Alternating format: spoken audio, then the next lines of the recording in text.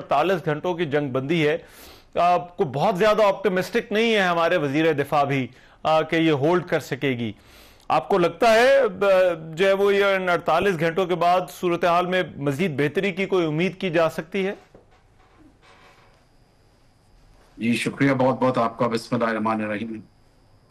लेकिन जी बड़ी अच्छी बात है कि रीजनल कुछ कंट्रीज ने और कुछ ग्लोबल पावर्स ने इसमें इंटरफेयर किया और उनकी कोशिश यही थी कि इधर किसी किस्म की सैनिटी प्रिवेल करे इस इलाके में। जिस तरह से एकदम से ये एक जंग शुरू हुई है उसको ख़त्म किया जाए ताकि मामलात को सुलझाया जाए। और दोनों मुसलमान ममालिक हैं और ज़्यादातर मुसलमान ममालिक ने ही ये कोशिश की कि इसको ख़त्म किया जाए और किसी तरफ अमन की तरफ आया जाए। और चाइना का डेफिनेटली एक बड़ा स्टेक है इसमें। देखिए जहां तक सस्टेनेंस की बात है कि हम क्या इस जंगबंदी को सस्टेन कर सकेंगे कि नहीं, ये हमें देखना चाहिए कि ये जो जिस तरह की जंग ये चल रही थी पिछले कई सालों से, ये एक अनकन्वेंशनल वॉर है। ये उस तरह की जंग नहीं है जो पुलवामा में हुई या पहलगाम के बाद हुई और ऑपरेशन संदूर था जिसमें हमने उनको एक जवाब दिया। उसमें तो आप कह सकते हैं कि एक डायरेक्ट कॉन्फ्लिक्ट था, दुश्मन आमने सामने थे और उसके बाद जो है जंगबंदी को इंश्योर किया जा सकता है। उसमें गारंटर्स होते हैं, उसमें आपके मॉनिटरिंग बड़ी आसान है। और ये एक डिफरेंट किस्म की वॉर है जो कि अनकन्वेंशनल वॉर है, जिसे काउंटर मतलब टेररिज्म कहते हैं, जिसे इंसर्जेंसी कहते हैं। ये इसे इरेगुलर वॉर कहते हैं जिसमें दुश्मन छुपा होता है और दुश्मन छुप के वार करता है। तो उसमें इस चीज का अंदाजा लगाना कि दुश्मन ने अब जंग बंद कर दी है और जंग, ये बहुत मुश्किल भी है। और दूसरा उसको सस्टेन करना भी मुश्किल है क्योंकि ये अवामिल ऐसे हैं जो कि पिछले कई दहाइयों से इस पूरे एरिया में फैले हुए हैं।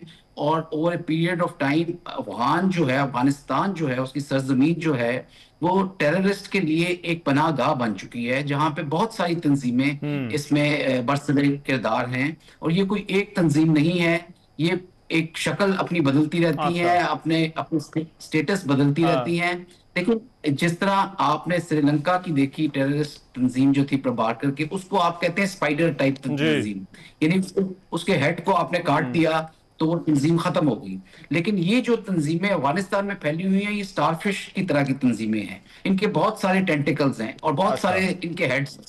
अगर आप नूर वली को अगर आप उसको मार देते हैं, महसूद को, तो और बहुत सारे लोग हैं जो कि खड़े हो जाएंगे, बिकॉज ये सारे मर्सनरीज का काम कर रहे हैं। इनको इस वक्त जहां से लेकिन इसमें जो मेन प्रॉब्लम है वो इन ग्रुप से ज्यादा, आमिर मसूद साहब, इन ग्रुप से ज्यादा जाहिर बात है ग्रुप्स तो पहले से जो है वो मौजूद हैं किसी न किसी सूरत में। 9/11 के बाद से, उससे पहले भी ये मौजूद रहे हैं।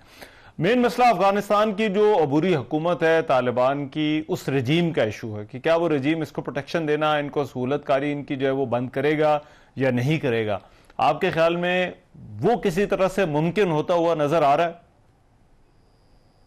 जी अभी देखें, ये बड़ा प्री मेच्योर है कि हम कह दें कि ये इधर अमन हो जाएगा। मुझे अगले कई सालों में इधर अमन, अगर कोई बहुत मेरेकल हो जाए, बहुत कॉन्फिडेंस बिल्डिंग हो जाए, तो वो तो बहुत अच्छी बात है। लेकिन ये आपको एक हकीकत है जिसको आपको तस्लीम करना चाहिए कि अफगानिस्तान में बहुत सारा जहर फैला हुआ है पाकिस्तान के खिलाफ।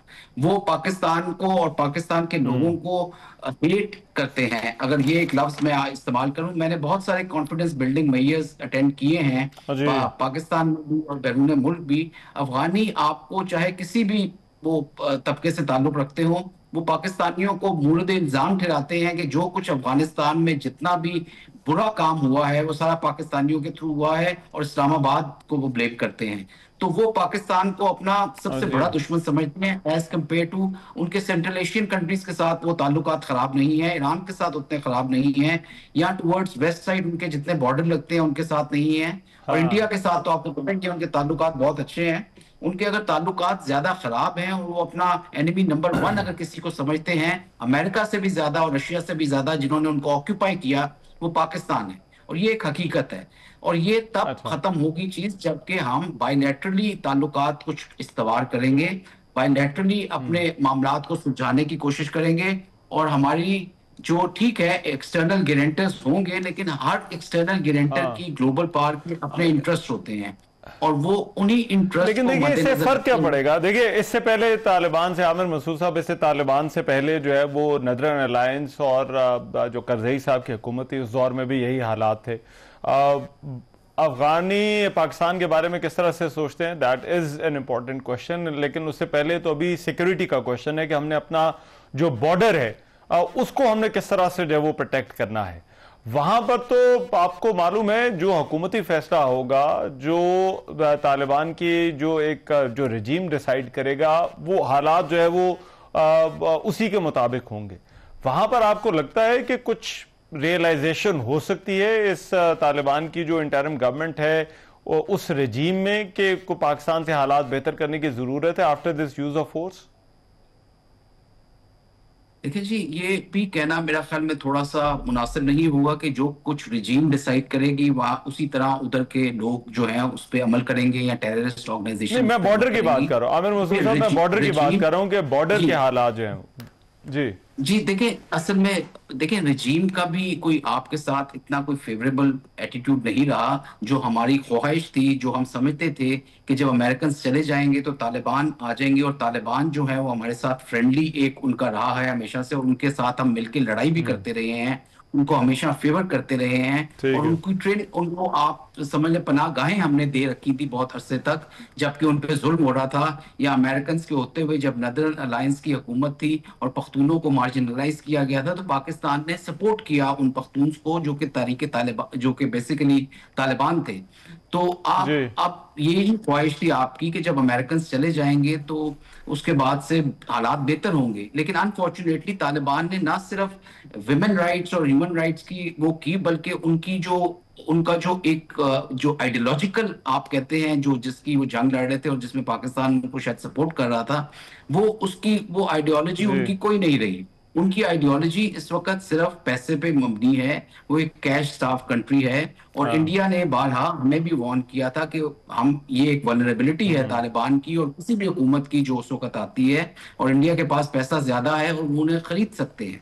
देखिए जब तक तो अमेरिका और ठीक। रशिया और इस तरह की ताकतें होती हैं, उनके होते हुए वो जो लड़ाई कर रहे होते हैं वो अंदर लड़ रहे होते हैं अगेंस्ट द ऑक्यूपेशन। लेकिन और उसके लिए भी उनको पैसे मिल रहे होते हैं, डिफरेंट गल्फ स्टेट से आ रहे होते हैं, हथियार जो है अमेरिका से और रशिया से आते रहे जब ये जंगें हो रही थी। तो लेकिन जब ये जंगें खत्म हो जाती हैं तो वो सोसाइटी इतनी ज्यादा फ्रेगमेंटेड हो चुकी है, इतनी अनगवर्न्ड हो चुकी है, इतनी ज्यादा उसके अंदर आप हाँ कहें कि पोलराइजेशन और केओस है कि कोई उधर इकोनॉमिक एक्टिविटी नहीं है कि वो अपने आप को सस्टेन कर सके, जिस तरह फॉर एग्जांपल जर्मनी ने या जापान ने सेकेंड वर्ल्ड वॉर के बाद अपने आप को सस्टेन किया था। और ना ही कोई ऐसे ह्यूमन रिसोर्स डेवलपमेंट के इंडिकेटर्स हैं कि बहुत उधर इंस्टीट्यूशंस जो हैं किसी किस्म के काम कर रहे हैं, हेल्थ वाले हो गए, एजुकेशन वाले। जी सो दे जी आर एक्चुअली इन सही एरे, बहुत उनकी हालात खराब हैं। तो ठीक उसको है। देखते हुए इस वक्त जो सिर्फ उनको जो रोटी रोजी या उनका जो जरिए माश है वो लड़ाई है, और वो लड़ाई अब जो है हाँ हमारे बॉर्डर की ठीक है। तरफ कर रहे हैं और दुश्मन उन्हें इस्तेमाल कर रहा है इस चीज के राइट, लिए। ठीक है, बिल्कुल ठीक। एयर मार्शल आमिर मसूद साहब, बहुत शुक्रिया हमारे साथ थे और पाकिस्तान और अफगानिस्तान के दरमियान जो इस वक्त सूरत हाल है उस पर बात कर रहे थे। प्रोग्राम में भी एक ब्रेक